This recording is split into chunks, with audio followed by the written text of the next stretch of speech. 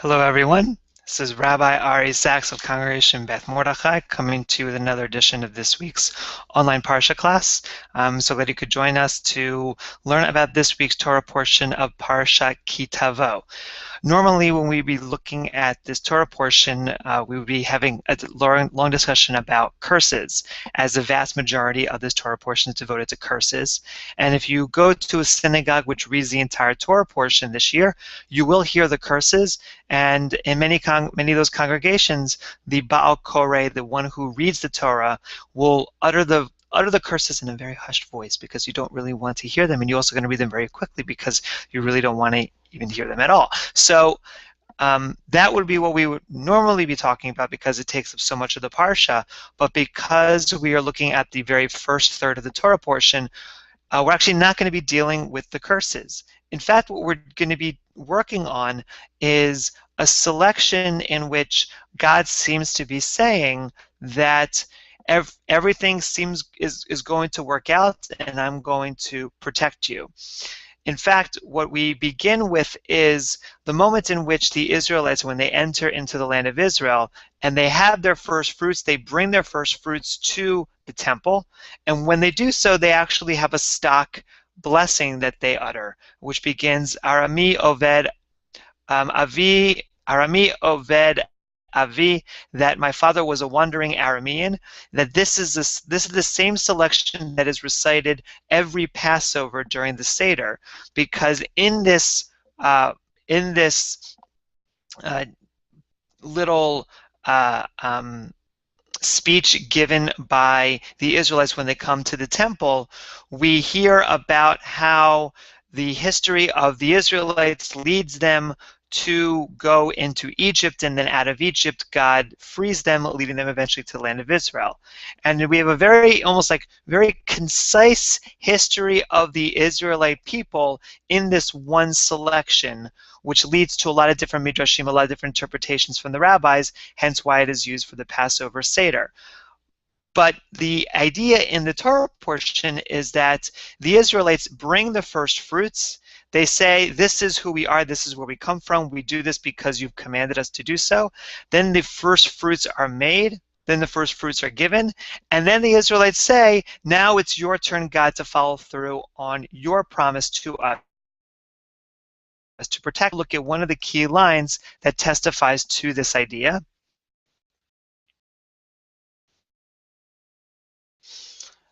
So we turn now to Deuteronomy chapter 26, verse 15. Hashkifah mimeon kodshecha min hashamayim. Look down from your holy abode within heaven. Uvarech et amecha et Yisrael ve'et ha'adama asher natata lanu ka'asher nishbata la'avotenu eretz zavat chalav udavash.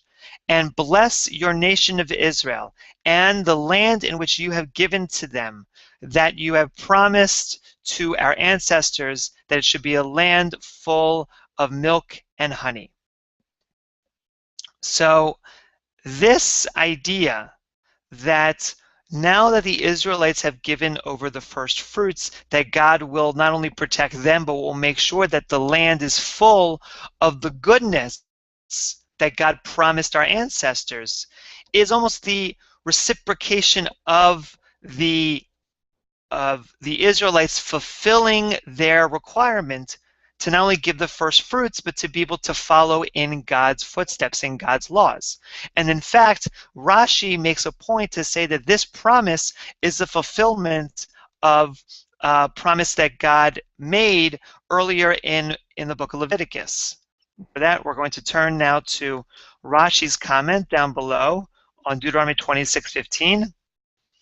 Hashkifah begin the Israelites from God's holy abode in heaven. Asinu ma shegezarta alenu. We have done what you have decreed upon us, i.e., we have given the first fruits, we have followed your laws. Now, God, asa ata ma she'alecha lasot. Now it's your turn, God, to do what is required of you. She'amarta, as you said in in Leviticus chapter 26, verses 3 to 4. Im bechukutai telechu, if you follow my laws, and then it continues in verse 4, venatati gishmechem beitam, that I will grant your rains in their season. Meaning that this relationship between Israel and God is one that Israel does what it's supposed to do, and God looks favorably upon the Israelites. And that's why I want to focus on this word at the very beginning of our verse, which I think is a very interesting word. It's used in a couple of different contexts, which I'm going to share in a moment. It's the word hashkifu, or in other words, the noun is hashkafah. This word refers to how God is supposed to look down upon the Israelites.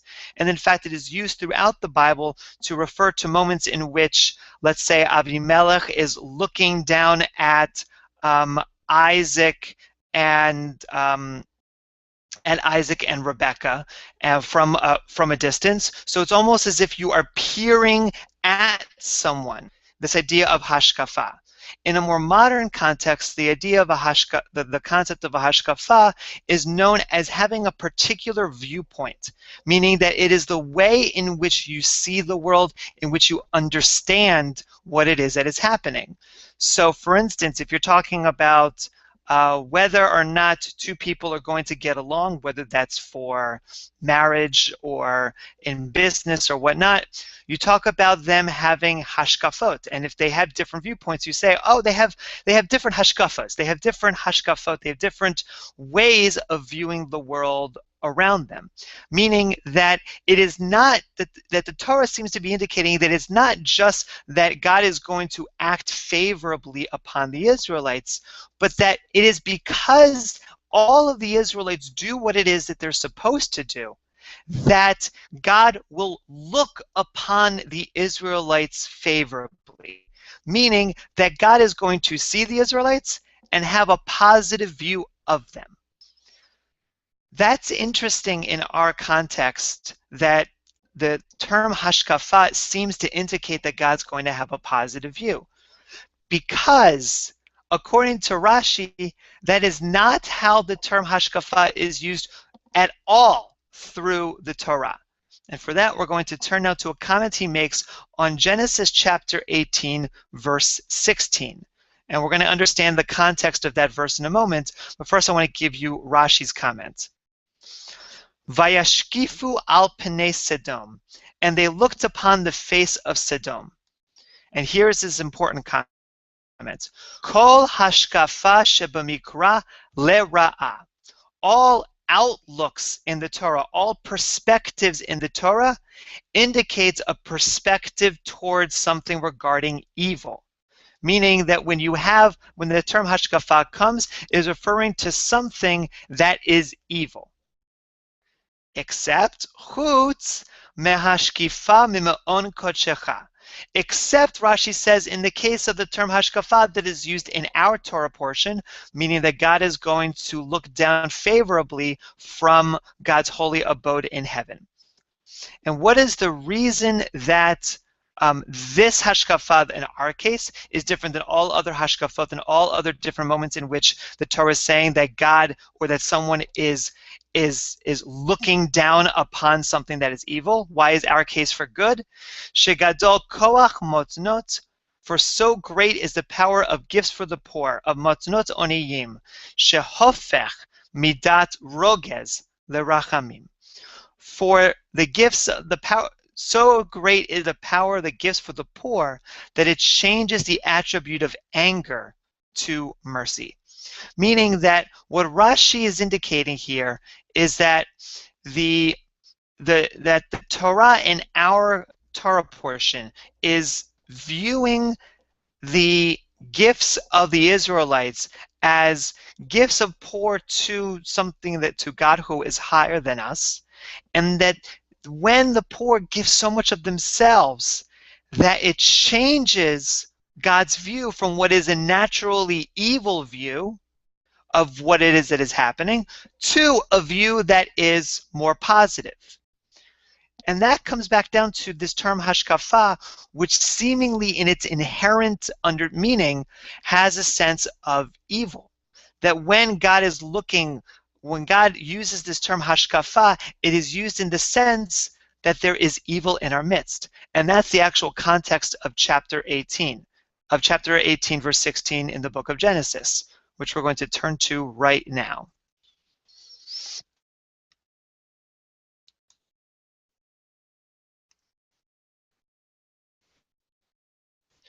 Vayakumu misham ha'anashim, that the three men, the three angels who came to visit Abraham, got up from being in front of Abraham. Vayashkifu, and that they looked out, or they looked down upon al panei Sodom, to the face of Sodom. So that when it is that they're looking down upon them, that we know from the particular context that what is occurring is that these angels are going to go down to destroy Sodom. Meaning that it is this act of hashkafah is done with a mindset of, now I am going to share my wrath with you. So anytime you see the word hashkafah, you have to kind of take a step back and say, whoa, what's going on here? I want to make sure that I'm not involved here. And in fact, this is the idea that is discussed in a Hasidic commentary called Or HaMeir, which is a commentary from Rav Zev Wolf Halevi of Zitomer, who is a Hasidic commentator in the 18th century. And he writes the following about this particular instance in which God's hashkafah is leading towards bringing evil upon the evil Sodom. Ve'ata tavin divrei Rashi. And now you understand the words of Rashi and his hints in his words that we just read earlier. Kol hashkafah shebamikra lera'a. That all times in which the term hashkafah is mentioned in the Torah, it is there to indicate evil. Kilomar, that is to say, Keshehakadosh Baruch Hu rotzeh lehashkif lera'a, that when the Holy One, blessed be He, wants to have a negative outlook upon upon evil, al harishaim leha'anisham, that God would want to be able to say upon all those who do evil that I look upon you negatively, and that because of that I'm going to punish you. So that the term hashkafah has this inherent meaning of God's punishment of doing evil, of God's punishment of people doing evil. Meaning that our case, our Torah portion, seems to be indicating a yotze dofen, an extraordinary case out of the ordinary, that hashkafah is used for good, because normally it's saying that God is going to have a negative outlook towards the people, and they have a negative outlook towards those who are doing evil. Yet, the RMA is quite like that. We can't see this sense of hashkafah, this sense of God's viewing the people simply in terms of evil. Afal pichen, nevertheless, migodel rachmanuto, because of the greatness of God's mercy, Eino meniach midat hadin bilti mitok im midat rachamim. And as I translated down here, out of the greatness of God's mercy, God's aspect of judgment is unable to exist without at least a touch or a sweetness. Think of the word matok, of sweet apples and honey that we're going to be having on Rosh Hashanah. This sweet touch of God's aspect of mercy. Meaning that what the Or HaMeir is teaching us is that there is no such thing as a hashkafah that is just of evil. Rather, that it is a hashkafah that even if it is done to judge one's negatively, that there is at least a taste of God's mercy in there. Ki'im bebechinat hashkafato, because in the perspective of God's hashkafah, of God's perspective, of God's outlook, Genuza midat hachesed veharachamim, that even though this term of hashkafah, of God's outlook, seems to be devoid, seems to be stolen of any sense of God's aspects of mercy and of kindness, V'zehu vayashkifu al pnei Sedom lera'a, and this is what seems to be indicating, in which God says that he looked upon the face of Sodom for evil. Yet it says next to it, Ve'avraham holech imam, but that Abraham walked together with the angels. And for that, I just want to turn for a moment back to our verse to show you what it's saying.